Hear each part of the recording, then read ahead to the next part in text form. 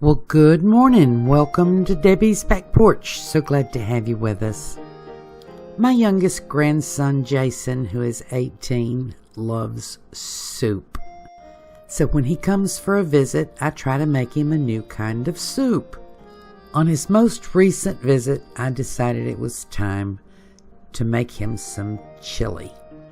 Now, I'm going to issue this warning right now. If you're one of those people who participate in chili cook-offs and get all competitive about whose chili is the hottest chili, you may not like this video. My philosophy on chili is bring the meat, keep your heat. Now, if you do like our videos, please give us a thumbs up and subscribe. Click the little bell in the top right and you'll get a notice when I post new videos. Now let's make some chili. So let me go over the ingredients, and as I'm doing this I realize I didn't even show you the chili powder, but I do use chili powder. And I start with pieces of beef. This, you can usually buy this in the grocery store. It's marked for fajitas. Then ground beef. Then tomatoes. I've got 2 large cans of tomatoes and a small can of tomato paste. I've got 1 whole onion. I've got a quart of beans.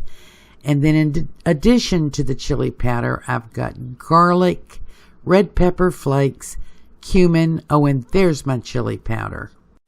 I also add some beef broth, about a cup. Now this meat is a pound of ground beef and about 1.5 pounds of the fajita beef.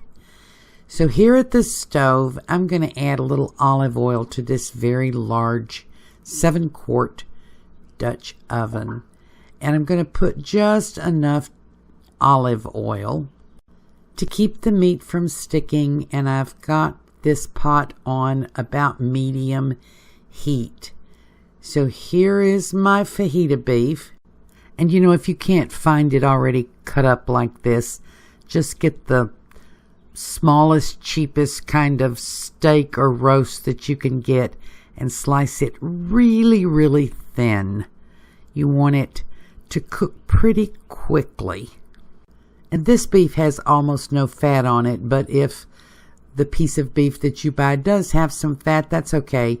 A little bit of fat adds to the flavor. So I'm just going to brown this off a little bit.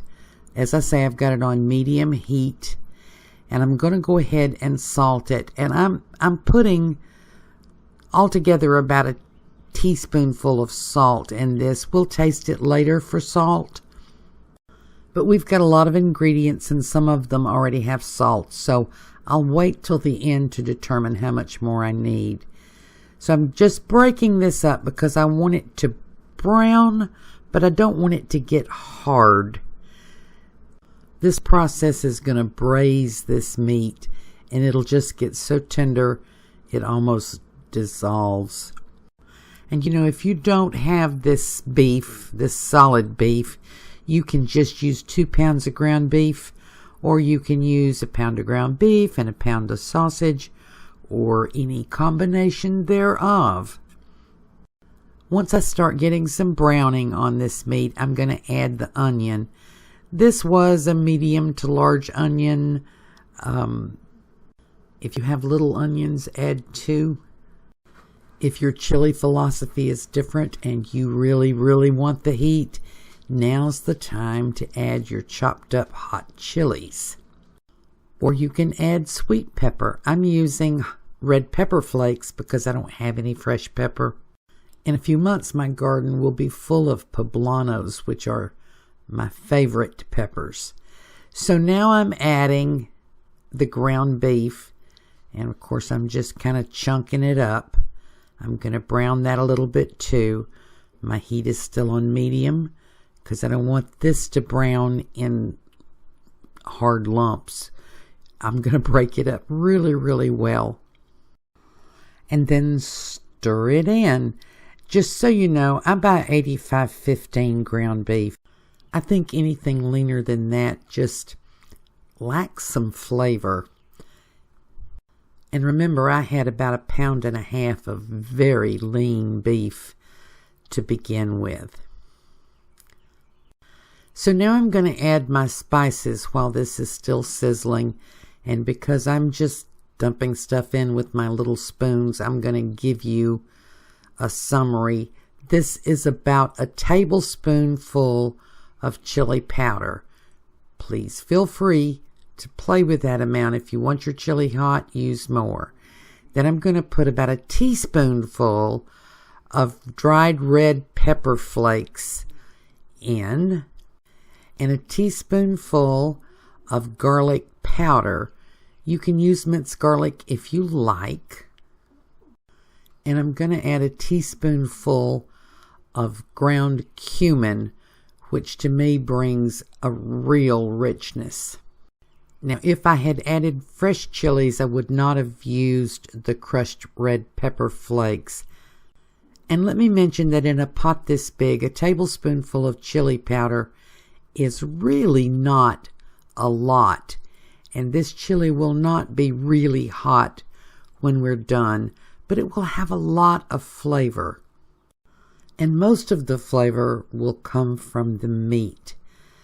So when I get all the spices in, I'm just going to stir this up and let it simmer for a while, probably about 15 to 20 minutes. And in case you didn't get all those spice quantities, I will list them in the info section along with all the other ingredients underneath the video. So this is going to simmer a bit, and I'll be right back. So when the meat is pretty much all browned, there might be a couple of little spots of ground beef in there, I'm going to add a cup of beef broth.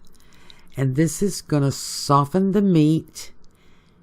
I'm going to put the lid on and let this all simmer for another 15 minutes or so, and I'll be back.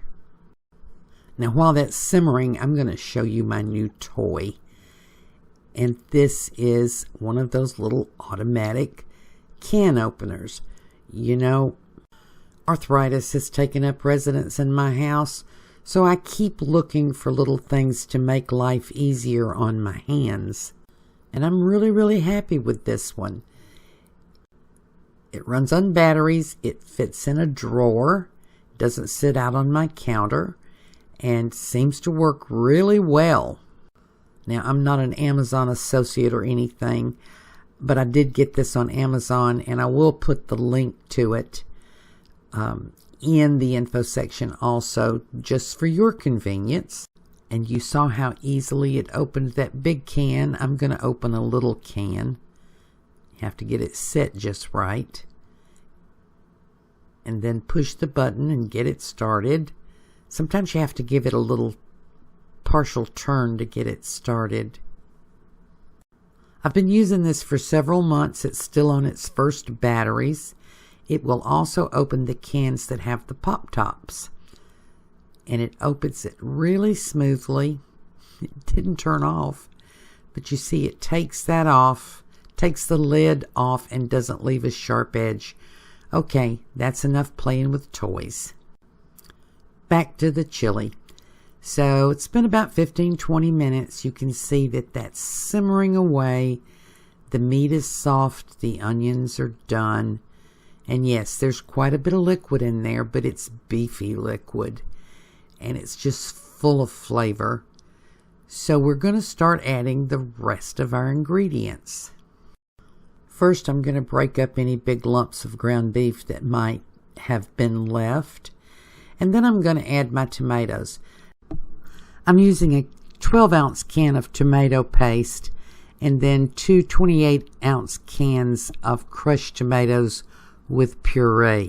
You can certainly use your home canned tomatoes, but you do want to use some tomato paste because you want it to be thicker. I want it to stand up on the spoon a little bit. Then the two cans, the 28-ounce cans of crushed tomatoes in puree. You can see that's a little bit thicker than just regular tomatoes. So if you are using your home canned tomatoes, I suggest that you drain off some of the juice. Some of the liquid is going to cook off, but because most of the cooking here is going to happen with the lid on, it's not going to thicken up a whole lot. So we're going to start out thick. And then I'm adding a quart of beans. These are small red beans, not kidney beans. I canned these from dried beans. And you can use kidney beans if you like. You want a 28-ounce can. And you can use pinto beans if you like, a 28-ounce can. And I know some purists don't want beans in their chili. I do, but you know, feel free to leave them out if that's how you like it.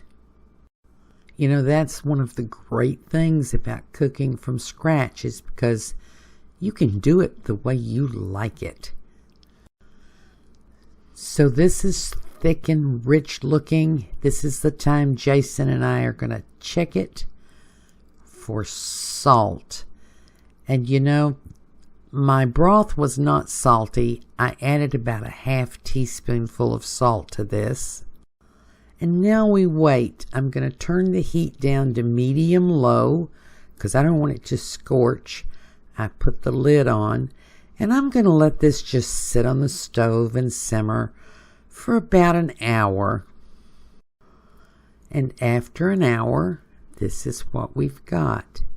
This is very meaty, and it's thick, and the smell is amazing. You know, making chili is a very personal thing. For many people, it's an art form. And you know, to me, all cooking is an art form. And I think the key to chili, just like you like it, is make it and then adjust as you go. If you want it hotter, make it hotter. If you want it mild, you don't have to apologize for that. So I'm filling up a bowl. We're going to get ready to eat. And this is my bowl of chili before I dress it up. But you know I'm going to dress it up. I'm going to top it with some grated cheese. And today I'm using Parmesan. Usually I use cheddar, but use your favorite cheese to put on top of your chili. And then I always like to top it with a big blob of sour cream, or cream fresh when I have it. And then I'm going to need some corn chips. Today it's corn chips. Tomorrow it might be cornbread. But you know, saltines will work. It's up to you. All that's left is to dig in. You know I love chili. I made a great big pot and I froze some, and I sent some home with Jason for my son because he loves chili too. I hope you try this recipe, and I hope you feel free to change it to suit however you like your chili. Thank you for joining us on Debbie's Back Porch. Hope to see you again tomorrow.